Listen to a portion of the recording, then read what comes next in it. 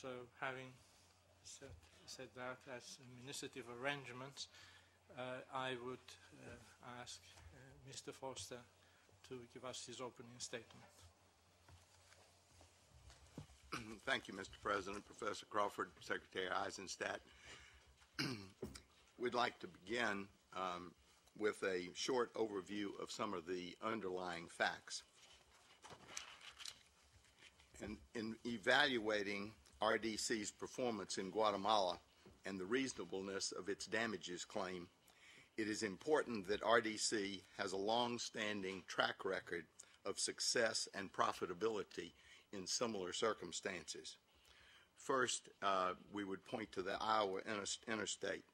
This was an largely abandoned railroad which was rehabilitated by RDC. It has been a winner of 2 Gold Harriman Awards, and it is highly profitable. Second, the AAL Central in Argentina. This is the main east-west railroad system in Argentina. A RDC-led consortium rehabilitated over 3,500 miles of track. There was a successful IPO on the Brazilian stock market of this railroad. Similarly, the ALL Mesopotamia in Argentina, which is the prime railroad in the northeast corner from Buenos Aires to Paraguay. Again, an RDC-led consortium renovated 1,680 miles of track, and again, there was a successful IPO on the Brazilian stock market. Next, the Ferrocarril Central Andean in Peru, the second highest railroad in the world. And as you will see, the trestles and bridges are much like those in Argentina. RDC rehabilitated 332 miles of track in extremely challenging terrain, and the railroad has also been profitable. Next, the Central East African Railway in Malawi, where RDC rehabilitated 495 miles of track plus the rolling stock. The AIDS epidemic in Malawi was so bad that RDC actually had to import workers into the country to perform the work for the lack of local labor. An extremely challenging environment in which RDC has been profitable, and indeed the railroad was sold to a consortium of investors. The CDN in Mozambique, the renovation by RDC of 542 miles of track, the rolling stock, and the Nacala port facilities was in the immediate aftermath of the civil war in Mozambique. So again, RDC has a record of profitability in extremely challenging circumstances. Finally, in Estonia, the National Railroad, this was a privatization of a former Soviet railway. RDC replaced 100% of the locomotive fleet, established profitable operations, and resold the railroad to the government. Now let us turn very briefly to the condition of the railway in Guatemala under Fegua's leadership and before FVG obtained the usufruct. The railway was impassable. As you can see, cross ties were missing. The entire line was unsafe. And what were the results when FVG replaced Fegua? Over 206 miles were restored in slightly over a year. Phase 1 rehabilitation was completed in December 1999, and daily service was reestablished from Puerto Barrios to Guatemala City. There was a new market for container and steel transport. Fegua had never transported containers before. RDC renovated 15 locomotives, 200 rail cars, and began carrying 125,000 plus tons of traffic. And then what happened? Having attained positive cash flow, the government lay in wait until nearly $20 million had been invested, and then took the renovated railway away from RDC and FVG. Now, an essential part of our proof is that the government intended to take RDC's investment and to pay nothing for it. And we will be showing you a number of newspaper articles and a video of the highest officials of the Republic of Guatemala, the President and the Attorney General, declaring their expressed intent with regard to this railroad. The Solicitor General, which is our equivalent of Attorney General, Mr. Gordillo, commented that in the next few days he will undertake measures to file the process that will eventually render the contract invalid. He will, not he might. Who would deal with FVG after this? The government of Guatemala, on the other hand, will tell you that it was FVG's press conference that caused the problem, not the statements from the Attorney General of Guatemala.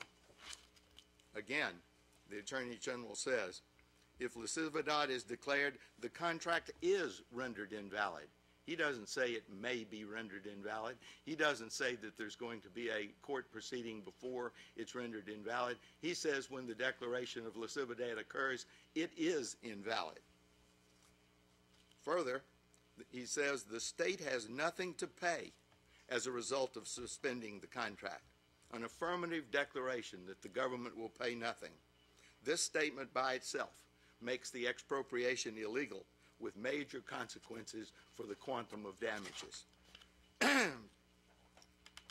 The take it or leave it offer that was presented by the government to FVG one day before Lasivo was declared. FVG must invest $50 million and surrender the South Coast line to other investors, a code phrase for Mr. Campoyo. Again, the government explicitly states its true ulterior motive. They demanded the rehabilitation of the South Coast line to benefit other investors, Mr. Campoyo. There was absolutely nothing in the contract that Ferrovias had with the government of Guatemala that required the renovation of the entire South Coast line.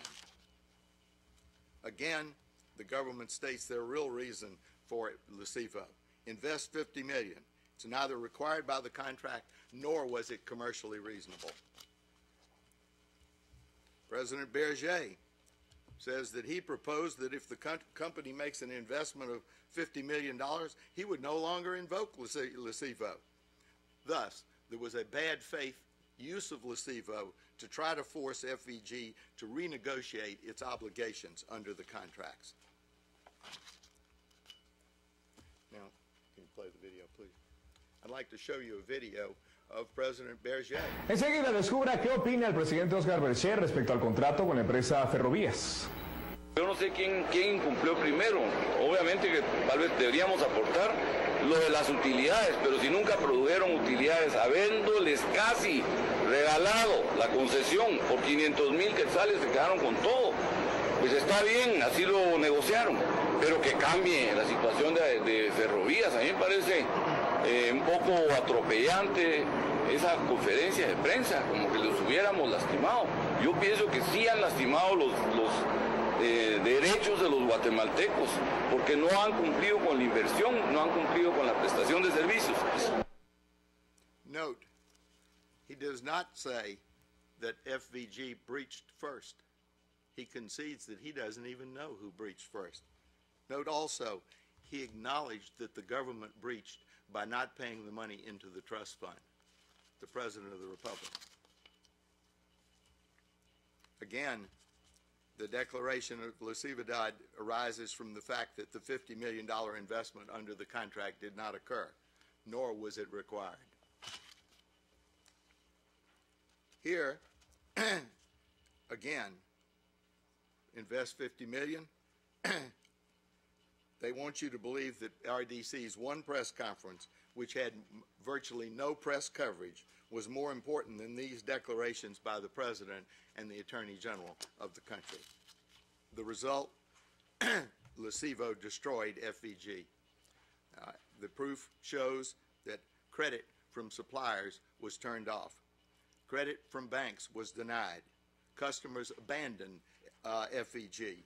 Potential customers, investors, and lessees were scared away. They were told, everyone in the country was told, that the company has 90 days to fulfill the commitment. FVG's business partners knew that it would be out of business in 90 days. Then, in another press conference, the reporter interprets the words of the President of the Republic. If Ferrovías wants to continue managing the Guatemalan Railroad, it should start construction of a wide gauge. Otherwise, they should better start packing up. Everyone now knows that FVG's contract will be voided.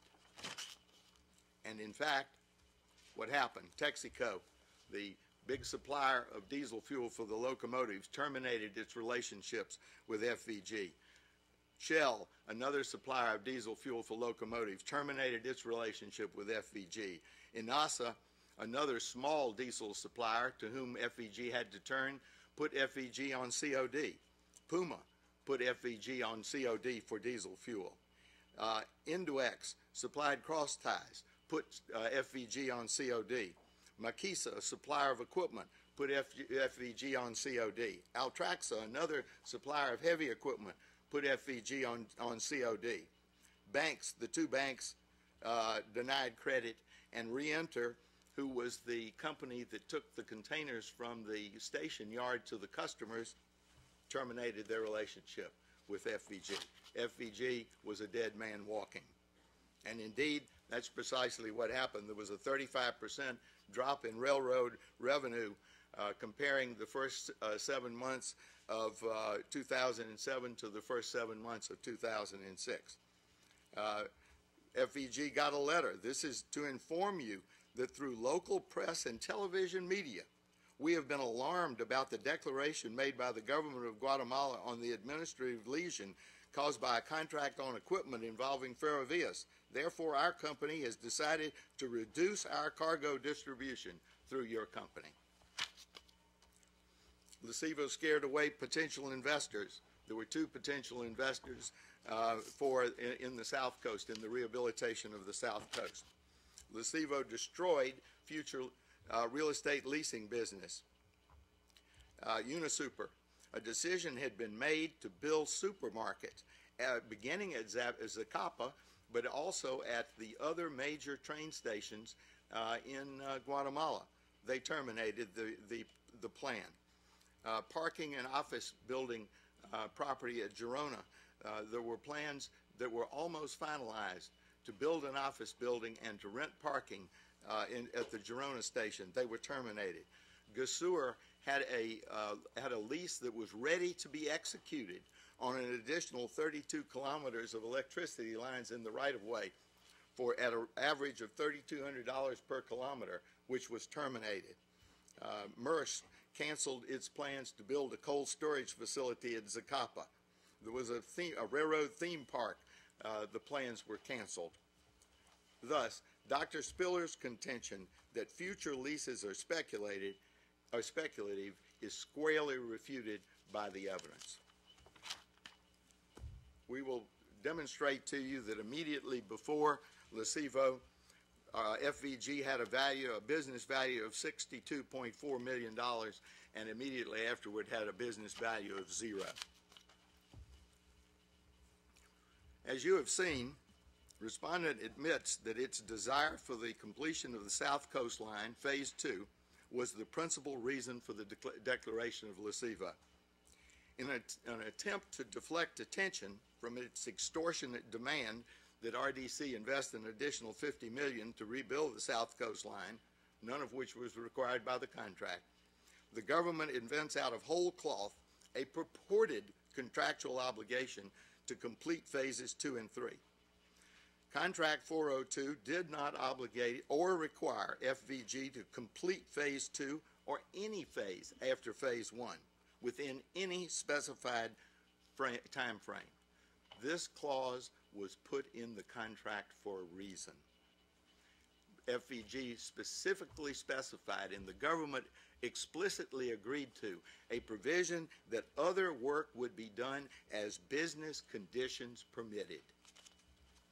Indeed, the government has repeatedly acknowledged that FVG complied with its contractual obligations. This is the letter from Fegua confirming that FVG's Phase 1 obligations had been, phase 2 obligations were in compliance. Of course, phase 1 was already in operation, and so there was no question about that.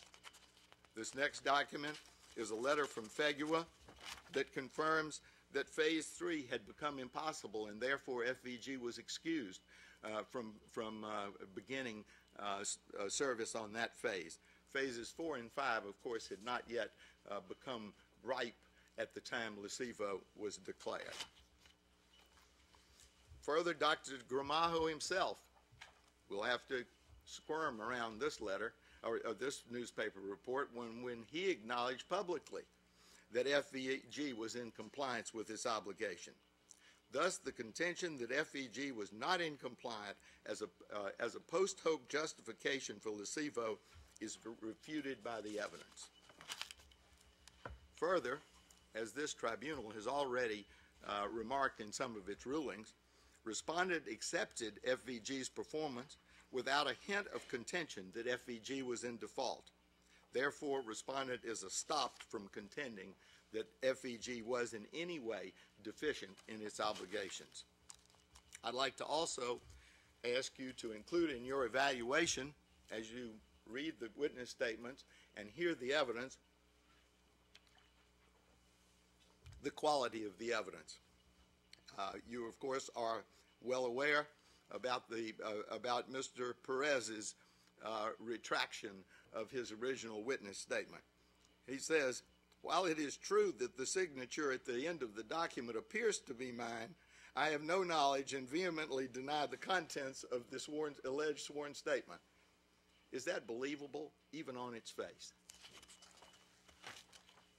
There's a lot of evidence showing that Mr. Perez was intimately involved in the preparation of his witness statement. I'm not going to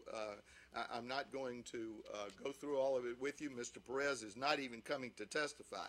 So that matter, we trust, is at an end, but it demonstrates the character and quality or lack thereof of Guatemala's evidence. Then there's the issue of Mr. Campollo's disavowal of Mr. Pinto. I'm also not going to take the time this morning to go through the more than 24 documented events which tie Mr. Campollo and his agent, Hector Pinto, to the plot to take away FVG's railroad and right-of-way for the benefit of Mr. Campollo. Please review the detailed timeline that you have in your materials here. We believe it demonstrates that from 2001 on, Mr. Campollo was determined to obtain control over FVG's usufruct, authorized Mr. Pinto as his agent to obtain that result, and when his threats did not work, he allowed Dr. Gramajo and his Lesivo idea to go forward in order to ultimately obtain the usufruct for himself.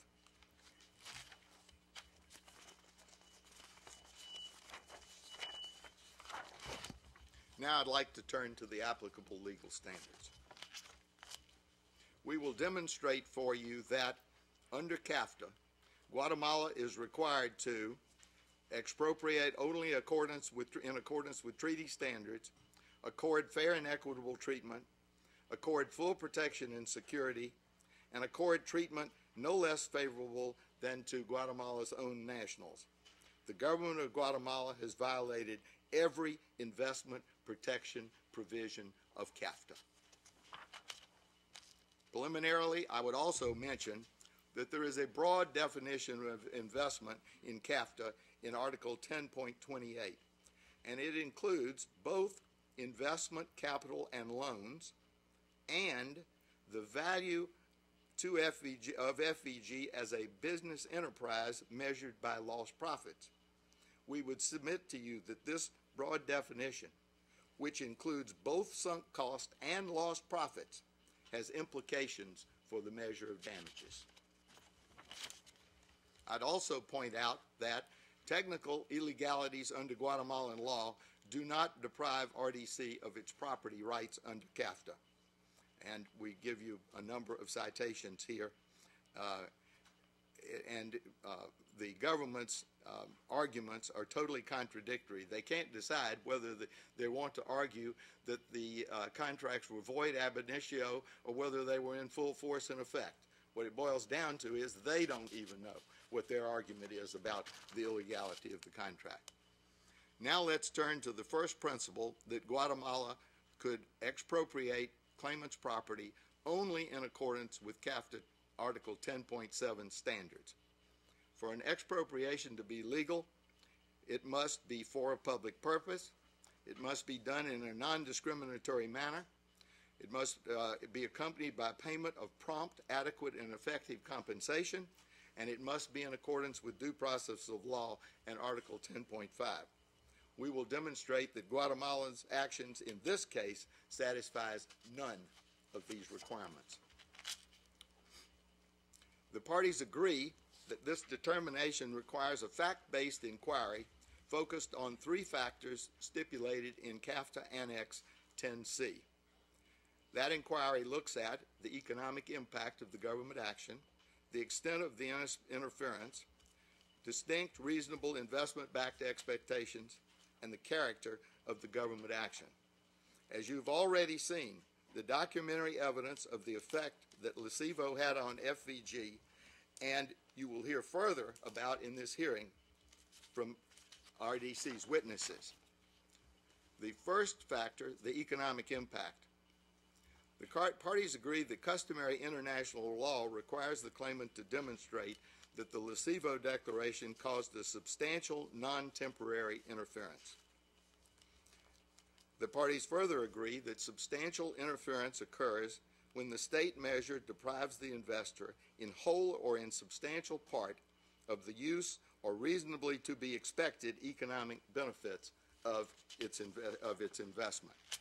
Now, how long the temporal prong of this test depends upon the specific circumstances of the case. But a decree which freezes or blights the possibility for the owner reasonably to exploit the economic potential of the property can, if the process thus triggered is not carried out within a reasonable time, it can be properly identified as an act of taking. And here we are 5 years gone from the declaration of Lesivo and 4 years gone from the destruction of the claimant's business. And if that isn't a process which has not been carried out within a reasonable time, I don't know what is. But more important, the decision of a government minister taken at the end of an administrative process is one for which the state is undoubtedly responsible for at administrative law, regardless of any provision for judicial review. So the fact that there was a provision for judicial review is irrelevant when the effect of the administrative action by the President of the Republic was to destroy FVG's business. The second factor, interference with distinct reasonable investment-backed expectations. The parties disagree about the expectations that this factor calls into question. Respondent argues that RDC could have no reasonable expectation of the permanent and irrevocable validity of the contract because of the provision, the legal provision for Lesivo. Claimant maintains that the real question is whether the concession, which was totally structured on terms dictated by the government of Guatemala, was represented as being legal under Guatemalan law and that any necessary approvals would be supplied. We return to the law. Expropriation includes covert or incidental interference with the use of property, which has the effect of depriving the owner in whole or in significant part of the use or reasonably to be expected economic benefit of the property. And we submit that the evidence amply demonstrates that Lesivo brought a permanent end to FVG's business. The third factor is the character of the action. Except in rare circumstances, non-discriminatory regulatory actions by a party that are designed and applied to protect legitimate public welfare objectives such as public health, safety, and the environment do not constitute indirect expropriations. But there's a well-established caveat. A blanket exception for regulatory measures would create a gaping loophole in the international protections against expropriation. And here, As you will see, the Lesivo process in this case cannot in any way be fit into the definition of police powers over public health, safety, or the environment. Now, I'd like to turn to the Shufelt case, which, of course, is on virtually all fours with this case, it being between a usufruct holder and Guatemala. And indeed, Guatemala declared the 10-year concession in that case, only 10 years as opposed to 50, Lesivo on similar grounds. They contended the minister who executed the documents wasn't authorized to enter into it. They contended that the contract hadn't been approved by a necessary branch of government. They contended that the contract required a public bidding process. They contended that payments under the concession were inadequate. Does that sound familiar? The arbitrator, however, dismissed charges based on Guatemala's acceptance of benefits and performance under the contract for several years. That sounds familiar too. Dismissed alleged breaches of contract because they were not previously raised nor cited as grounds for Lesivo. They certainly weren't cited as grounds for Lesivo here. Dismissed the justification that local law required the state to act. Again, they pled here that the president had to do it. Ruled that the decree deprived Mr. Shufelt of all his rights under the contract, even though Guatemala did not physically dispossess him. They didn't physically dispossess FVG, they just destroyed its business. Now let's turn to the guarantee of minimum standard of treatment under CAFTA 10.5. The parties agree that claimant must show that Guatemala's conduct violated the standards set forth in CAFTA, which is the customary international law minimum standard of treatment of aliens. Respondent maintains the lonely position, very lonely, that arbitral awards cannot be used to demonstrate customary international law, and that instead any claimant must prove both state practice and opinio juris de novo in each case. Respondent's legal position is just plain wrong.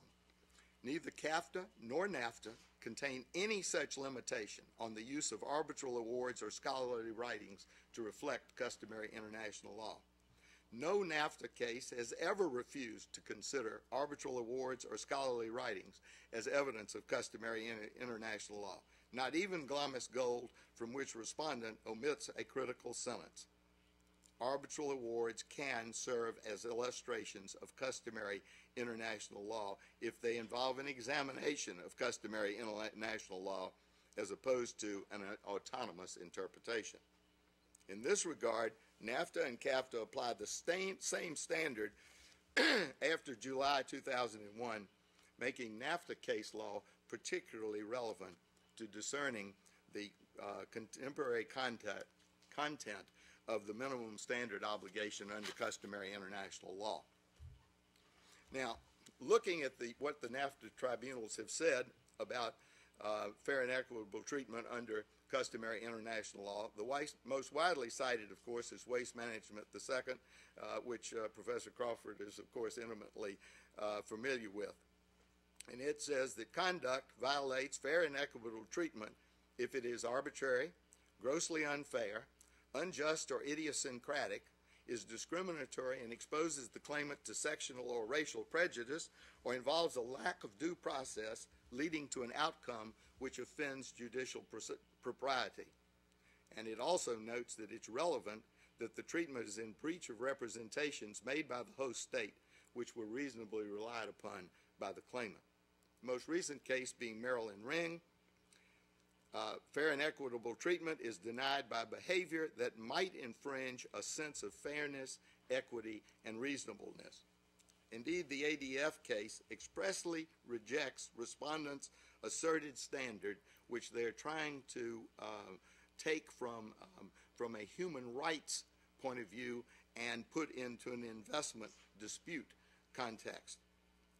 ADF says there appears no logical necessity and no concordant state practice to support the view that the near formulation, which is the one the respondent likes, is automatically extendable to the contemporary context of treatment of foreign investors and their investments by a host state. Let's turn to the issue of bad faith as proof of a violation of fair and equitable treatment. While bad faith is no longer required, several NAFTA tribunals have stated that a failure to act in good faith is proof of a breach under customary international law. Arbitral tribunals have identified situations similar to the facts in this case as violations of good faith in the investment context, including coercion and harassment. You got to put up $50 million or you better start packing up. Deliberate conspiracy, a secret process for over 2 years at the highest level of government to deprive an investor of his property without notice or hearing. Threats of rescission, the take it or leave it offer. Termination of investment for other than the one put forth by the government. They said they terminated because we failed to invest $50 million. And in fact, there was no requirement. So there's got to be another reason. Due process of law is also a stated component of fair and equitable treatment. CAFTA Article 10.5.2 specifically states it. CAFTA's transmittal papers to the U.S. Congress explained that the standard contemplated by this obligation is based on due process laws, rights that are consistent with U.S. legal principles and practice, and they provide a high level of protection in due process. Respondent agrees with the reasonableness standards for due process as defined by the ADC tribunal. Some basic legal mechanisms, such as reasonable advance notice, there was none here, a fair hearing, there was none here, an unbiased and impartial adjudicator, there was none here. In general, the legal procedures must be of a nature to grant an affected investor a reasonable chance within a reasonable time, over 5 years and no decision yet, to claim its legitimate rights and have its claim heard. In addition, respondent conveniently leaves off the last line of the quoted paragraph. If no legal procedure of such nature exists at all, the argument that the actions are taken under due process of law rings hollow, and it rings hollow here. The guarantee of due process applies to administrative proceedings as well. Waste Management 2 clearly states that a complete lack of transparency and candor in an administrative process is a violation. Instead, respondent maintains that RDC must wait until the court proceedings are concluded before there can be an international law violation. Respondent improperly conflates denial of due process with denial of justice. As we saw previously from the Hellman annulment decision, the decision of a government minister at the end of an administrative process is one for which the state is undoubtedly responsible in international law, even if there is a provision for subsequent judicial review. Arbitrary action is also a proper consideration in determining whether a respondent has met its fair and equitable treatment obligations under customary international law.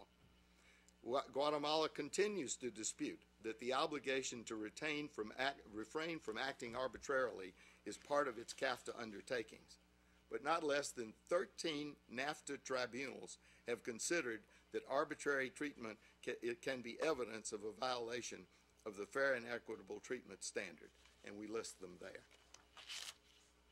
Arbitral tribunals have identified situations similar to the facts in this case as arbitrary in violation of fair and equitable treatment in the investment context.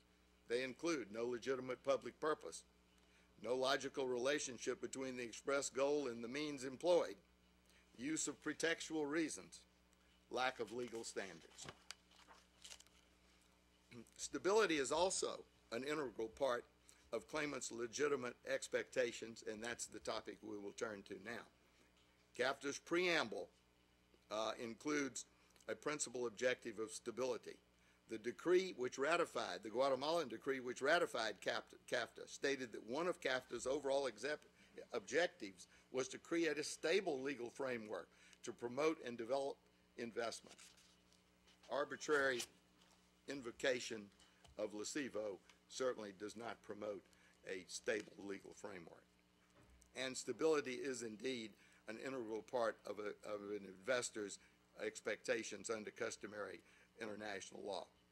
The treaty standard of fair and equitable treatment and its connection with the required stability and predictability of business environment founded on solemn legal and contractual commitments is not different from the customary international law minimum standard and its evolution under customary law.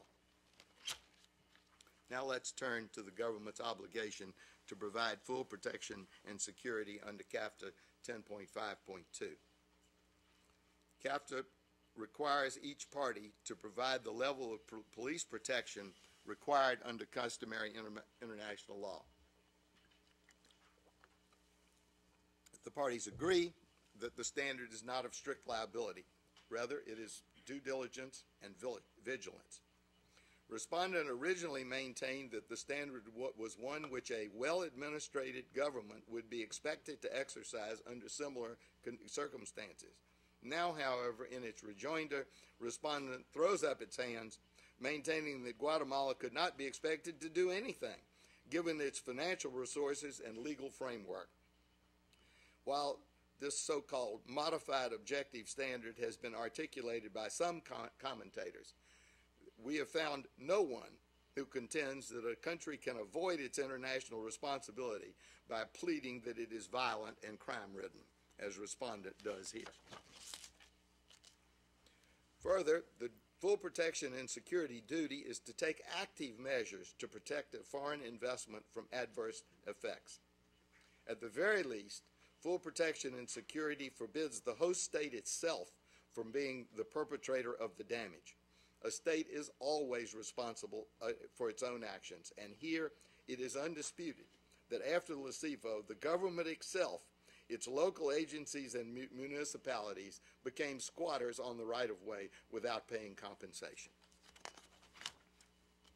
Finally, let's consider Guatemala's obligation to provide no less than national treatment under CAFTA Article 10.3. It, of course, states that each party shall accord to government investments treatment no less favorable than it accords in like circumstances to investments by its own nationals. The parties agree on the three required factors to demonstrate breach, but not their application. The factors being that the domestic investor is in like circumstances, that a discriminatory measure has adverse effects on the foreign investment, and that there's no nexus to a rational policy. So, having considered the applicable law, let's turn to the evidence as it bears upon the foregoing legal principles and standards. And first, we'll look at the evidence that shows that the declaration of Lesivo and Guatemala's subsequent actions were an illegal expropriation. First, we think the evidence is clear that Guatemala did not use the process to uphold the rule of law, but as an instrument to bludgeon claimant into surrendering its substantive rights or making an additional huge investment that was not required by the terms of the usufruct. It's undisputed that the Lesivo resolution targeted only claimant's investment. It should be undisputed that the Lesivo process is utterly lacking in due process. And it is undisputed that the government has never offered any compensation, and that indeed the Attorney General announced that the government had used the Lesivo process to avoid paying compensation. As we've seen, the Lesivo resolution had a substantial and lasting economic effect. It caused the substantial deprivation of the entire usufruct and rendered RDC's investment worthless. President Berger publicly stated the government's intention through the Lesivo Declaration to take the railway usufruct away from FVG unless it invested an additional $50 million to reopen the South Coast Corridor, an investment that was never a requirement. It also had a substantial and lasting economic effect. The business community understood well that the Lesivo resolution made FVG too risky to do business with. The result, as you have seen, was a denial of credit, a denial of services, putting FVG on COD. There was also the immediate and dramatic decline in the use of the railroad for freight transportation, 35% decrease, reversal of customer gains in market share vis-a-vis the trucking industry, and of course, as I've said, the COD basis of credit. FVG was unable to secure a single additional lease or easement on its right-of-way after Lecevo, despite the fact that there were numerous potential commercial tenants who were ready to sign leases immediately before Lecevo. Theft, vandalism, and squatters dramatically increased after Lecevo. Of course, as I noted previously from the Hellman annulment decision, the existence of judicial review is irrelevant when the government administrative action itself affects the harm. But even if it were a requirement that there be reasonable judicial review, it certainly didn't happen here. The contencioso administrativo proceedings that are used by the government to confirm a declaration of lesividad are a sham. Out of 17 known cases over 2 decades, only 2 have ever been decided, one of which was conveniently released just prior to this hearing. The sham nature of judicial review in this case is clear. There's been only one evidentiary hearing, and it did not address any substantive merits. The court has failed to meet any of the mandatory procedural deadlines imposed by Guatemalan law. With no dilatory action by claimant, no decision has been rendered in more than 5 years. Despite a Guatemalan legal requirement, when you add up all of the time provisions of the Lecevo regulatory provision, it's slightly over 6 months. That process was supposed to be finished in 6 months, and it's over 5 years now. Thus, we submit that the evidence amply establishes that Guatemala's actions were an indirect appropriation in violation of CAFTA 10.7. So let's turn to the evidence of Guatemala's denial of the minimum standard of treatment under CAFTA 10.5. There was no offer or effort to fix the alleged deficiencies in the contract. The government secretly proceeded with the Lecevo process while acknowledging that the contracts were in effect and accepting the money. Dr. Gramajo himself, in his 2005 option paper, identifies the non-amicable termination, it's a nice phrase, as the government's only leverage to achieve the renegotiation of the contracts, not a desire to fix the alleged defects, but to renegotiate the terms. Internal legal reviews cite numerous alleged irregularities, but those irregularities were copied from Contract 41, which the government itself had attested to be in accord with Guatemalan law. The internal legal opinions of the government include less draconian remedies that were never explored. The high-level Railroad Commission meetings were canceled immediately after RDC and FVG heard the rumors of Lecevo, and there was a 3-month hiatus while the government admits that it secretly debated how to maximize its gains from the Lecevo resolution. Further, President Berger signed the resolution, and it was sprung on the last day to reach a deal with a take-it-or-leave-it offer. The government admits withholding the grounds for Lecevo from claimant as a negotiating strategy, as they describe it, and initiating court proceedings to advance the negotiations, threat after threat after threat, to gain ends that were not justified by the contracts.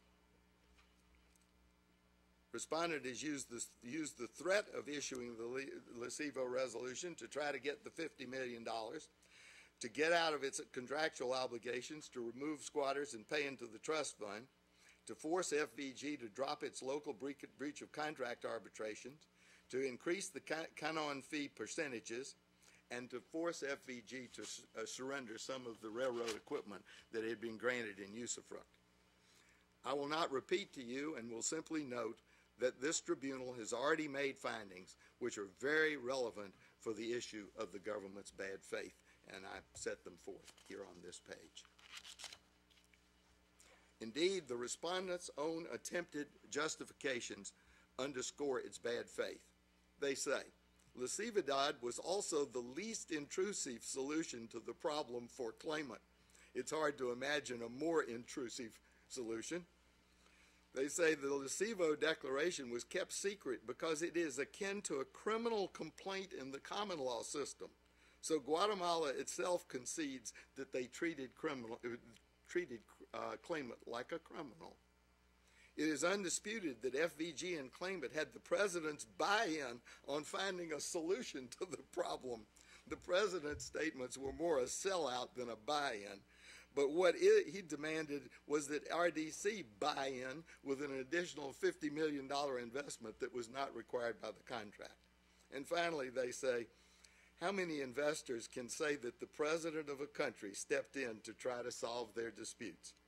The real question is how many investors would want the president of the country to step in the way President Berger stepped in. Let's look at the evidence with regard to that the Lecivo process utterly lacks due process. It was kept secret for over 2 years. There was no notification to FVG of the alleged reasons or the problems. The asserted basis for Lecivo elevate form over substance. There was no opportunity for FVG to respond. Judicial review cannot reverse the effects of the declaration of Lecivo. FVG's business is gone. There was a 6-month delay in even informing FVG of the grounds for the decree after the legal action had begun. There are no legal standards or precedent to determine harm to the state, and no elaboration by the state or the court on how the state's interests were harmed. No opportunity to cross-examine government witnesses or otherwise present a defense. Judicial review is a meaningless rubber stamp. 5 years have elapsed and there's still no ruling by the court. Now let's look at the pervasive evidence of arbitrariness. Again, there are no legal standards. No logical relationship between the express goal of the Lecivo resolution and the means employed. There were pretextual reasons. And again, the lack of legal standards, respondent acknowledges that the concept of Lecividad in Guatemalan law has no objective standards. And it's used, they declared, to reject the investor's right to compensation. Further, the evidence is that RDC's legitimate expectations were frustrated by Lecivo. RDC had a legitimate expectation and understanding that, first, FVG would have the exclusive right to use the rolling stock during the 50-year term of the usufruct. Certainly, FVG had the right to assume that respondent would not impede the project by denying the president's signature on the rolling stock contract.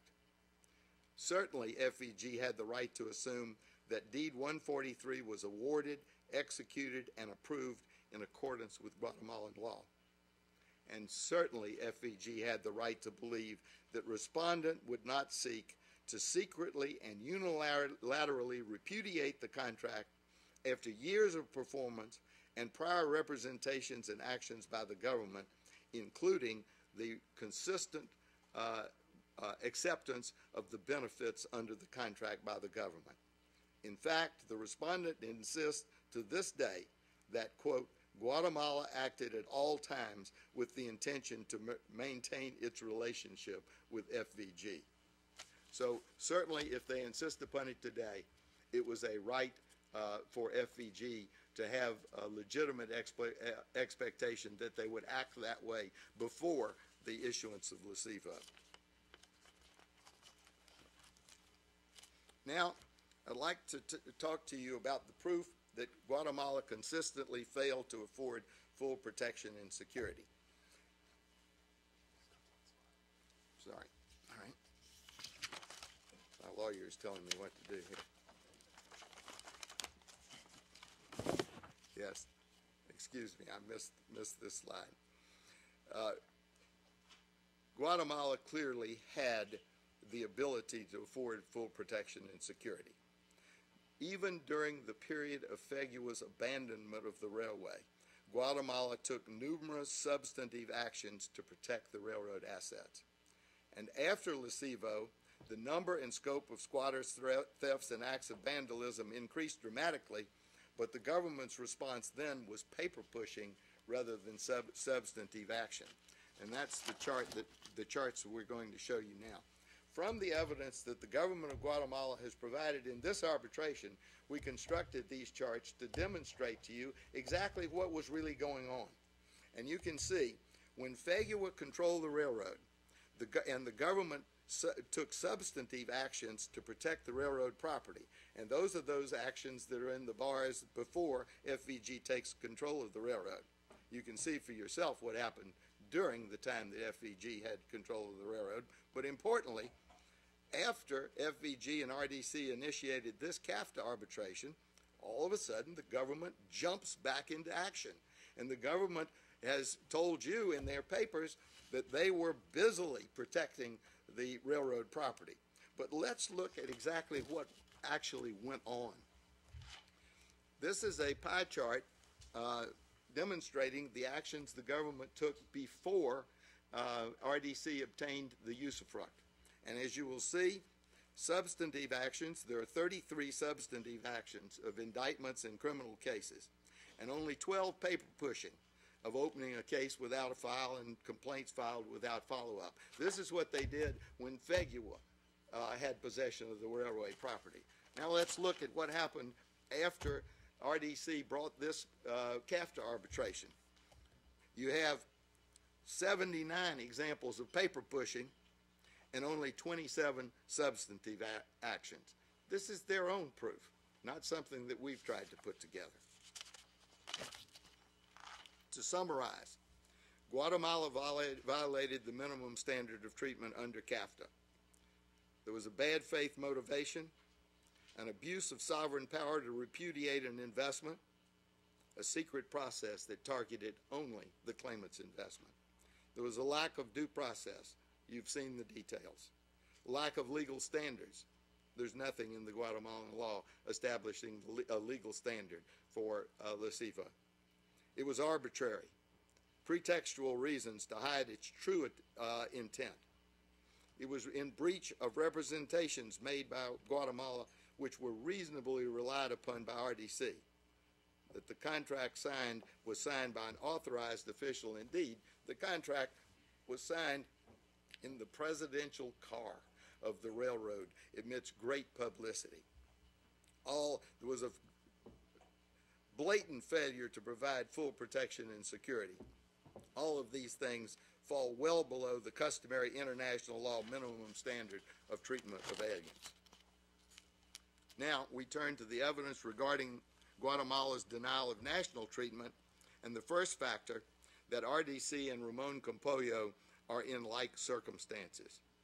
This factor requires a domestic entity to operate in the same business or economic sector as the foreign investor. It's undisputed that before 2001 and to this day, Mr. Campollo has owned and operated a narrow gauge railroad which as of 2004 was transporting over 400,000 tons of sugarcane per year.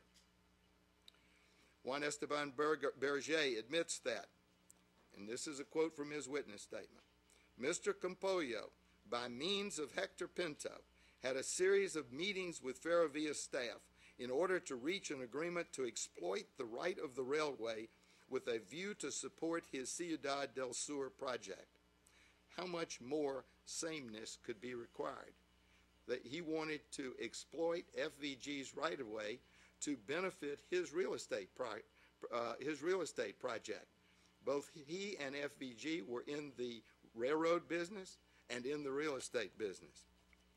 In 2005, Mr. Pinto presented the Desarrollos G offer, which stipulated a first option to develop any lucrative activity related to FVG's usufruct property and rights. Mr. Campollo wanted to be in FVG's business. How much more same business or economic sector could there be? Finally, Mr. Pinto's Ciudad del Sur letter to Mr. Sin asserts, it stipulates that it would be Ciudad del Sur, not FVG, who would manage the rail port. In other words, Mr. Campollo, and it's undisputed the Ciudad del Sur project is Mr. Campollo. Mr. Campollo wanted to be in the railroad business. He was in the railroad business. He wanted to be in the real estate business. He was in the real estate business. He wanted to operate the port. RDC operated, had port facilities. Thus, Mr. Campollo was very comfortable being in the same business as FVG. The second factor is the discriminatory intent and adverse effect. In a meeting with President Berger on March the 7th, 2006, Dr. Gramajo confirmed that Mr. Campollo was an interested investor in the South Coast Line. This admission connects all the dots between President Berger's statements about other interested investors and Mr. Campollo. Indeed, a key condition of respondents' take-it-or-leave-it settlement proposal was for FVG unilaterally to surrender railway sections, quote, in which other investors may be interested, the code words for Mr. Campollo. On September the 8th, 2006, President Berger gave a press interview in which he declared that FVG had 90 days to guarantee the $50 million investment, or he would take the railway concession from FVG and call for a new bidding process so Mr. Campollo could bid.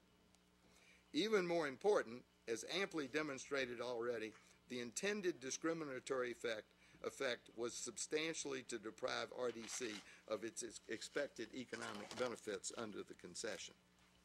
The third factor is whether or not there was any nexus to rational public policy.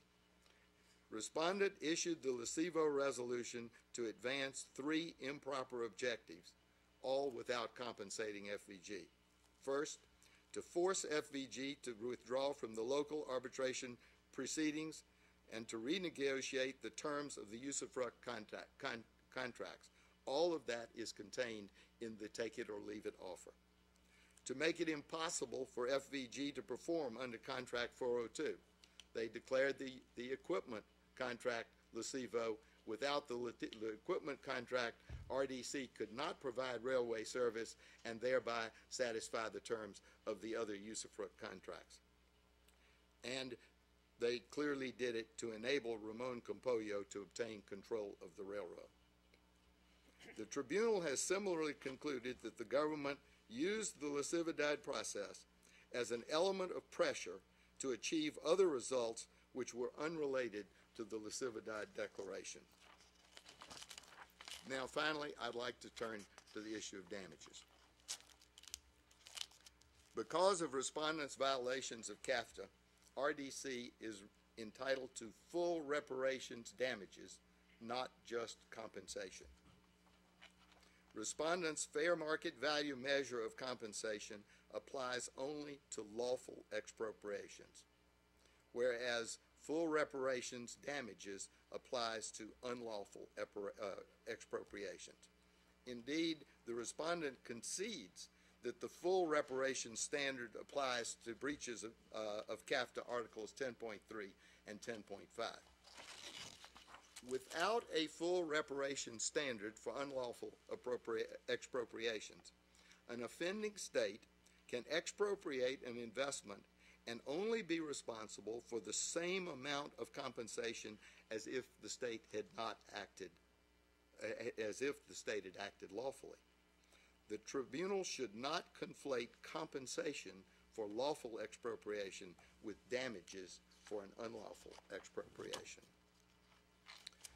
As far back as the factory at Chorzów case, it was established that reparation must, as far as possible, wipe out the consequences of the illegal act.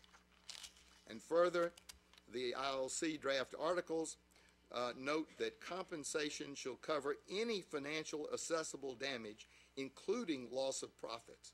In other words, loss of profits are not the measure of financial assessable damage. They are a factor included within financial assessable damage. and as Professor Crawford has written, in many cases, the damage that may follow a breach may be distant, contingent, or uncertain, but that does not mean that it cannot be recovered. Numerous decisions in international cases, including both cases arising in tort and those arising in contract, have allowed indemnity for both damnum emergens and lucrum cessans. The commentators agree that an investor cannot be fully compensated for the going concern value of his expropriated interest unless he is awarded both the damage that has been sustained as a result of the taking and the reasonably ascertainable profit that has been missed. And of course, the Schufelt case, which we reviewed earlier, allowed both sunk cost and lost profits to be recovered in almost identical circumstances as this case.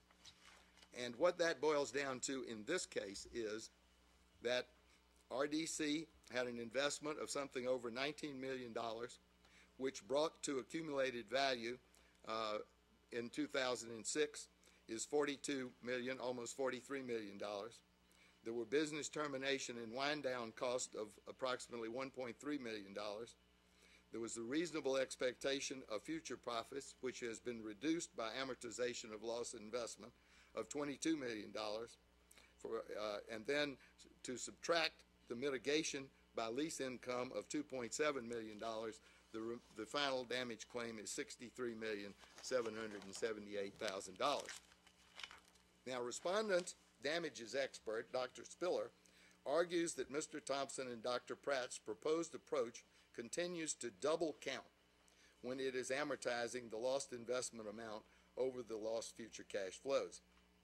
He says, to implement the amortization method correctly, the value of each amortization should be increased by the time value of money so that the net present value of the amortization spread over time equals the time value of the amount invested. But if you do that, if you use his methodology in which the value of the investment is grossed up by WAC and then amortized, that produces, as a matter of mathematics, nothing but the discounted cash value, the discounted value of the future cash flows, thereby eliminating the distinction between a legal and an illegal expropriation by mathematical sleight of hand. Now, the commentators, not only the commentators, but the cases affirm that amortization of the investment reduces or eliminates the risk of double counting. Now, the commentators here are Rapinski and Williams. The next slide reflects the views of Mark Cantor to the same effect.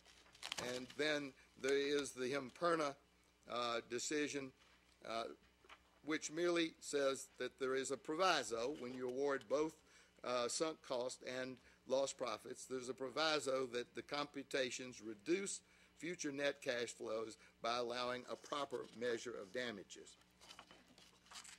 Furthermore, Dr. Spiller's criticism assumes that RDC expected to make back nothing more than its cost of capital. If that were the case, RDC would not have made its investment in Guatemala, nor would any other investor. If all you were ever going to get back was what you put in, you wouldn't make the investment.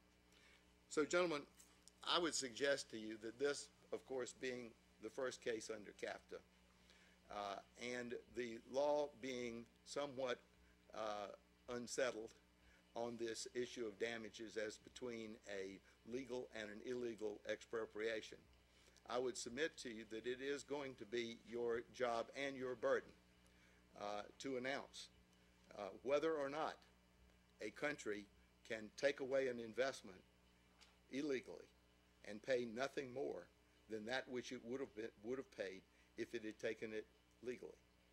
That can't be the law, and we certainly ask you to rule that there is a difference in the measure of damages as between a legal and an illegal expropriation, and that indeed it is not necessary that you precisely agree with the claimant's computations or its method of amortization of sunk cost over the future lost profits.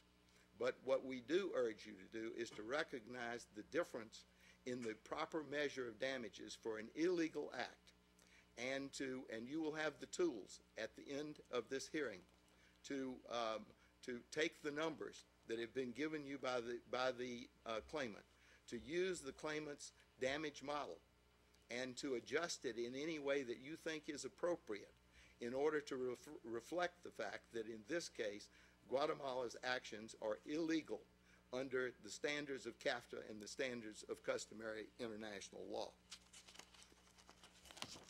Now I'd like to turn to one of the fundamental issues that pertains to both sunk cost and lost profits, and that is the weighted average cost of capital. Dr. Spiller, his criticism of Dr. Pratt's 12.9% WACC ignores reality. Indeed, Dr. Spiller's proposed 18.65% WACC assumes facts that do not exist. When those errors are corrected, Dr. Spiller's 18.65% calculation results in a WACC that is even lower than Dr. Pratt's 12.9%. Now, the next thing I'm going to show you is a computer program which you will have available to you and that is used to calculate the weighted average cost of capital. Now, this particular spreadsheet came from Dr. Pratt. It's Dr. Pratt's spreadsheet because Dr. Spiller, who uses virtually the same program, but not unexpectedly, Dr. Spiller rounds all the numbers up. So we thought it might be a little bit more accurate to use a spreadsheet that didn't artificially round all the numbers up. Now, as you can see from this spreadsheet, on the left-hand side, you have a computation for the WACC applicable to the real estate business. On the right-hand side, you have a computation for WACC applicable to railroad operations. The parties agree that the two WACCs should be computed separately and then blended. Now, in the case of both real estate and railroad operations, what you now have before you are Dr. Pratt's inputs and Dr. Spiller's inputs for both debt and equity. There are three principal areas of disagreement. The first area of disagreement pertains to the cost of debt. Naturally, the cost of debt applies to both the real estate side and the railroad side. Dr. Pratt uses RDC's cost of debt because FVG obtained 99.9% of its financing through RDC. FVG would never have used Guatemalan financing because of the high cost of debt in such countries. Dr. Spiller, on the other hand, makes the totally unrealistic assumption that FVG would switch from inexpensive financing through RDC to expensive financing in Guatemala. We submit that Dr. Spiller's assumption is nothing more than a way to achieve the result he wants. The second area of disagreement is what's called the size premium. Economists agree that smaller companies have higher rates of return and therefore higher WACCs. The issue is the source of data that is used to estimate that difference. Dr. Spiller has used a subset of the 10th decile. Now, the companies are ranged in size by deciles, and the 10th decile includes the very smallest companies by market capitalization. There is also a subset of the 10th decile which is for financially troubled companies. Dr. Spiller insists that this subset should be used. Dr. Pratt says, we believe far more reasonably, that the 10th decile already includes the subset. And so to concentrate on the subset would inappropriately overweight distressed companies and therefore artificially increase the WACC. Dr. Pratt's conclusion, we submit, is underscored by the fact that FVG was always financially backstopped by RDC. The third area of dispute has to do with the weight accorded to each side. You remember I said that the parties agreed that the two WACs should be computed separately and then blended. So the issue becomes, what is the weight that is to be accorded to each side when you blend them?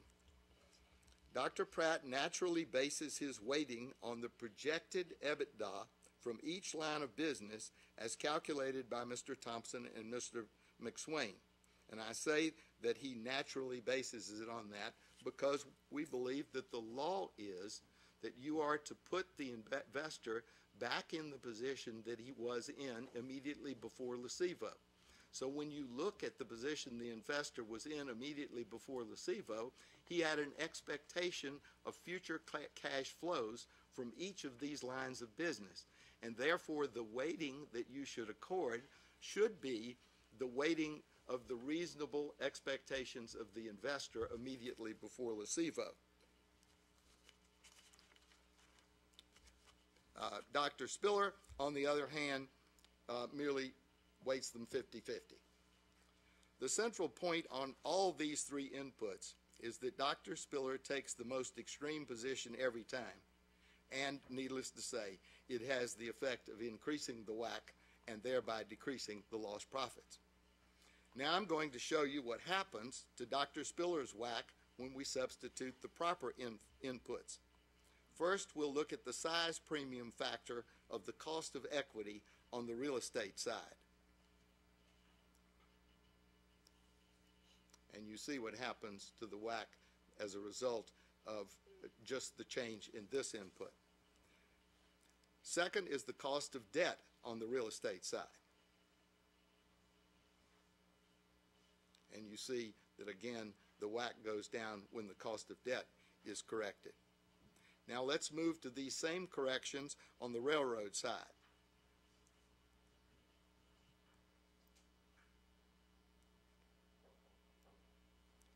And now finally, we adjust the blending ratios.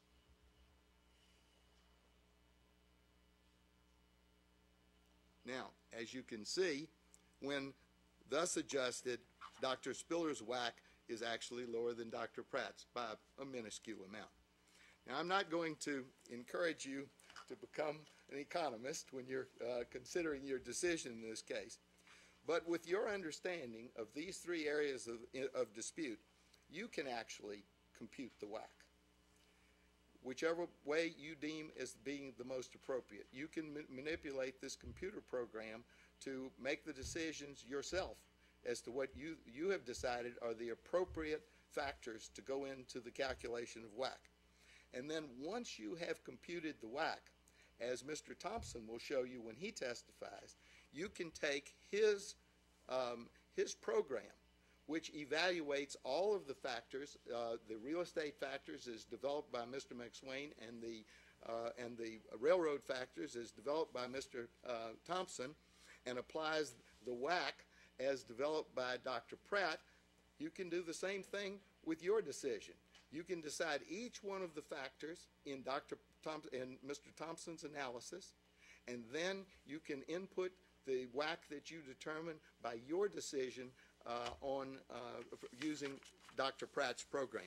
So what this gives you the ability to do is actually to weigh the evidence, and that's what we're asking you to do on each one of these factors, is to carefully weigh the evidence and make a reasoned decision that produces a result that is consistent not only with the legal standards, but with the proof that you have heard. Now I'd like to turn to another point or two on the issue of damages, and the first one is Mr. McSwain's opinions concerning future leases, Mr. Thompson's opinion concerning future railroad activity, and Mr. Thompson's calculation of damages. Dr. Spiller continues to maintain that there is no evidence to support lost profits from real estate operations. Well, first, the evidence is Mr. McSwain's expertise and 46 years of experience speak for themselves. It is notable Guatemala, despite these real estate assets being in their own country, Guatemala offers no expert evidence to counter Mr. McSwain's opinion. And look at the experience that Mr. McSwain and Mr. Thompson have. Mr. McSwain handled right-of-way leasing for Florida East Coast Railway. He handled right-of-way and station leasing for Guilford Transportation Industries, the Northeast's largest railroad holding company. Mr. McSwain did real estate leasing for the Canadian National Railway, for the Chicago and Northwestern. Mr. Thompson was the Federal Railway representative on the board of Amtrak. Mr. McSwain did real estate leasing for CSX. Mr. Thompson was the acting deputy administrator of the Department of Transportation's $2.5 billion freight and passenger service between the District of Columbia and Boston. Mr. Thompson has 17 years of experience as railway advisor to the World Bank. Mr. Thompson wrote the infrastructure notes section on transportation for the World Bank. Mr. Thompson and Mr. McSwain have over 89 years of combined experience in the railroad and railroad real estate leasing business. Respondent presents no railroad or real estate expert to counter claimant's expert testimony. And it's undisputed that Dr. Spiller is an economist, and I'm sure a fine one, but he has no relevant experience in the railroad industry. There are over 600 railroads in the United States alone, thousands worldwide, with thousands and thousands of expert personnel who could have testified in this case. Yet respondent tenders no expert witness with knowledge of railroads or railroad leases. I am certain that one of these fine lawyers on the other side would have found an expert witness if they could. And the fact that they present no relevant expert opinions speaks volumes. And contrary to what Dr. Spiller says, Mr. McSwain does present evidence to support his conclusions about future right-of-way leases. You've already seen the slide describing the numerous leases that were literally in the process of preparation and ready for signing at the time of Lesivo. But this that you're looking at here, and you'll have a larger version, is an FVG system map on which the areas that are currently occupied by industrial squatters are noted in yellow. And you can see, without going into detail, that virtually the entire system is already occupied with industrial squatters who would pay rent if Lesivo hadn't been declared. And the following slides are just a couple of pictures. Look at the power lines. This is the main line at Escuintla. Power lines all over the right-of-way. In fact, that's a truck over there, an electricity company truck that's installing a new line in the right-of-way. The truck on the left-hand side that you see is a sugar truck that's using the highway right-of-way using the railroad right-of-way as a highway. Industrial squatting by sugar and electrical entities is rampant throughout the right-of-way. And it is absolutely improper for the respondent to come in here and say that we are unable to prove our case because we cannot demonstrate that we had leases from those industrial squatters, when throughout the existence of this usufruct, it was their obligation to clear out squatters. That's not a part of our claim, but they surely cannot be allowed to found a defense on their violation of their solemn obligation to prevent these people from squatting on our property and not paying rent. This next picture, once again, the road has been laid over with the tracks have been laid over to transport sugar, and the power and the right-of-way is full of electricity lines. All of these people would be paying rent today if they had thought that there was any way that FVG was going to be able to continue. Similarly, with regard to there is ample evidence of demand for the station yards.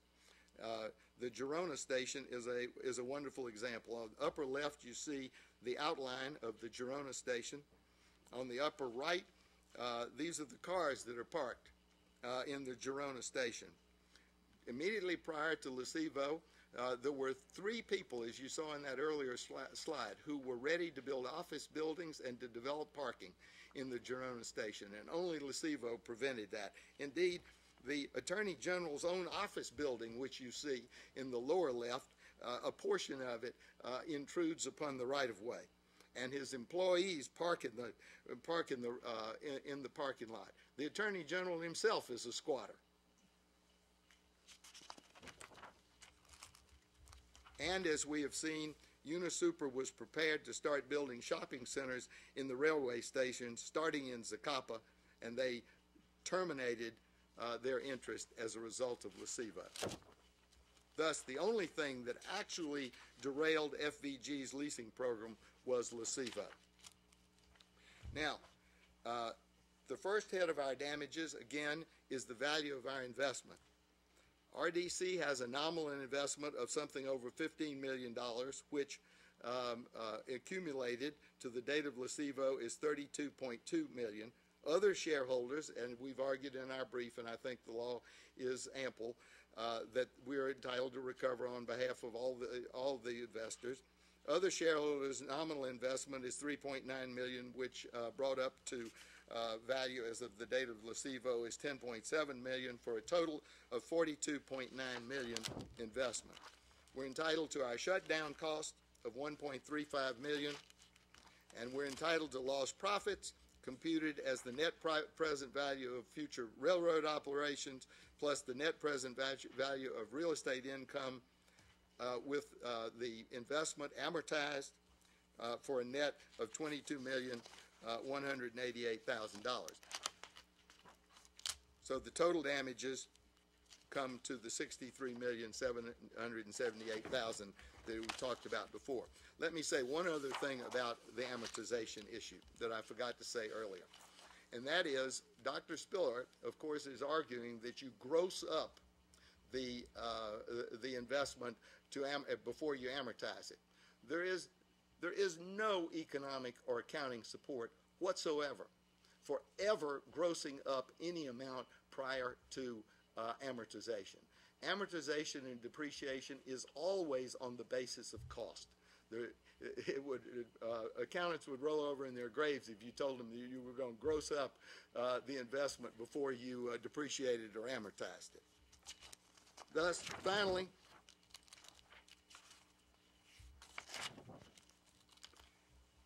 every latitude should be accorded to claimant to prove its damages.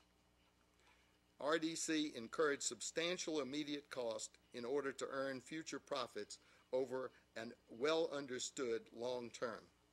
It performed its obligations honorably and completely under very difficult circumstances. On the other hand, Guatemala expropriated RDC's investment in bad faith for reasons not related to the public good or interest and without any offer of compensation. Indeed, a declaration that they had no intention of paying any compensation. Guatemala has violated its CAFTA obligation to deal fairly and equitably by arbitrary action, bad faith, a lack of due process, and a destruction of the investors' legitimate expectations. Thank you very much. Thank you, Mr. Forster. We will take a break of 20 minutes as we set forth in the procedural order, and then it will be the turn of the respondent. So we shall reconvene at 10 to 11.